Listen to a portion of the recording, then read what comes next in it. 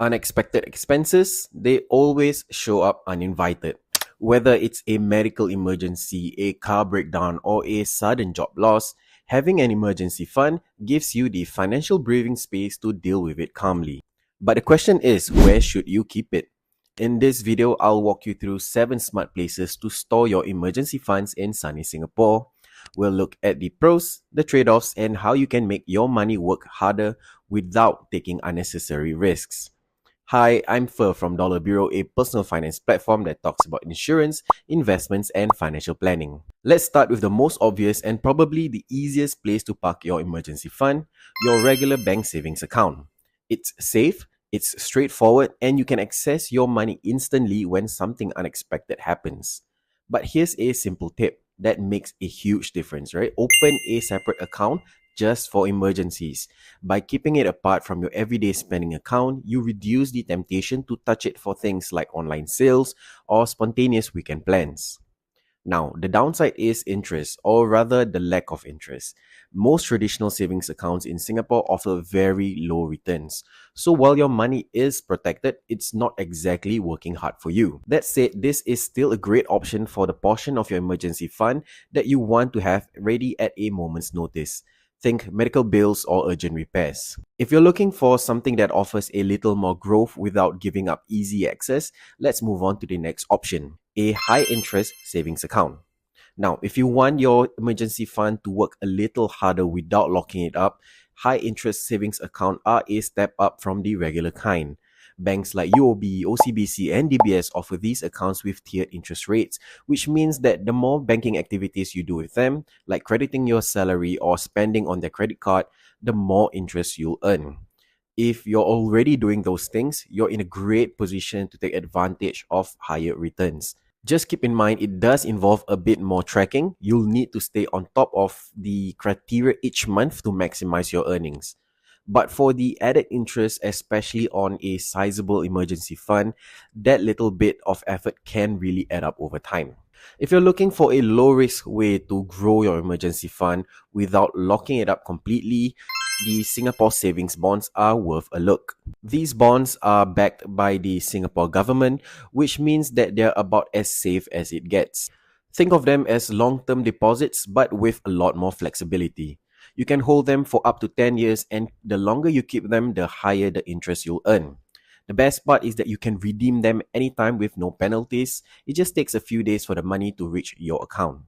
That makes SSBs a great place to store the part of your emergency fund you don't need immediate access to, but still want to be able to tap into if something big comes up. So if you're aiming for a balance between safety, flexibility, and returns, this is a solid option. But what if you are after slightly higher returns and don't mind giving up access for a short period? That's where T-bills come in. T-bills are another ultra-safe option backed by the Singapore government. But they work a little different from SSBs. They are short-term investments, typically around 6 months, and they offer slightly higher returns. You buy them at a discount, and when they mature, you'll get the full face value back. That difference is your interest. Here's the trade-off. Your money is locked in until maturity. So unlike SSBs, you can't just pull it out anytime. That makes T-bills ideal for a part of the emergency fund you don't expect to touch in the near future, but still want to keep low risk and relatively liquid. If you're comfortable planning ahead and want predictable returns in the short term, this could be a great addition to your emergency fund strategy. Number 5 are insurance savings plans, also known as endowment plans. If you're looking for a way to grow your emergency savings while adding a bit of protection, insurance savings plans might be worth considering. These are a two-in-one solution. Your money earns interest, and at the same time, you're covered for basic risks like death and terminal illness. It offers guaranteed returns over a fixed term, giving you stability with minimal risks. Now, when you mention endowment plans, many agents will think you're looking for a 10, 20, or even 30-year plans. The key here is to go for a short-term plan, like a 1-year plan, especially if your emergency fund is meant to stay relatively accessible. You don't want it to be locked up for too long when you might need it quickly. This option is ideal for the part of your emergency fund that you can afford to set aside for a year or two, especially if it's sizable and you're confident in your income streams. Short-term endowment plans usually offer better rates than those I've mentioned previously, but the trade-off is that they are not as liquid, so be sure to weigh the pros and cons. Number 6 are cash management accounts.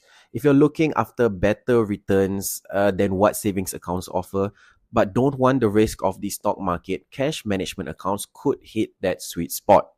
These accounts are offered by platforms like Syfe, Endowus, StashAway, and they work by investing your money in low-risk instruments like money market funds and short-term bonds. Personally, I use Syfe Cash Plus Flexi, and what I really like about it is the balance. You get a decent return, liquid access to your funds, and no lock-in periods, and of course, no minimum balance requirements. It's a great fit for anyone who wants their emergency fund to grow a little without sacrificing flexibility. I've added my referral link in the description below. Number 7 is to use a mix of options. Here's the thing, you don't have to just choose one place to store your emergency fund. In fact, it's often smarter not to. Split your fund based on how quickly you might need to access it. Keep a portion in something liquid like 1 or 2 months worth in a high interest savings account and another 1 or 2 months in a cash management account for emergencies that need immediate attention. Then for the portion you're less likely to touch right away, consider options like SSBs, T-bills or endowment plans or even cash management accounts to earn a bit more interest while keeping your risk low. This way, you're not prepared for the unexpected, you're also making sure your money isn't sitting idle. It's a simple strategy that gives you both flexibility and growth and makes your emergency fund work smarter, not just harder. And that's it. Those are 7 practical places to store your emergency funds in Singapore. Remember, your emergency fund isn't meant to chase the highest returns. It's your financial safety net, designed to be there when you need it most. The key is to find the right balance between accessibility, safety, and some growth. Split if needed and choose the combination that fits your lifestyle and how quickly you might need the cash. If you want to dive deeper into any of these options, I've left useful links for you in the description below. And hey, if this video helped you in any way, do give me a favor, give it a thumbs up, subscribe to the channel, and share it with a friend who's building their emergency fund too. Thanks for watching. I'll see you in the next video.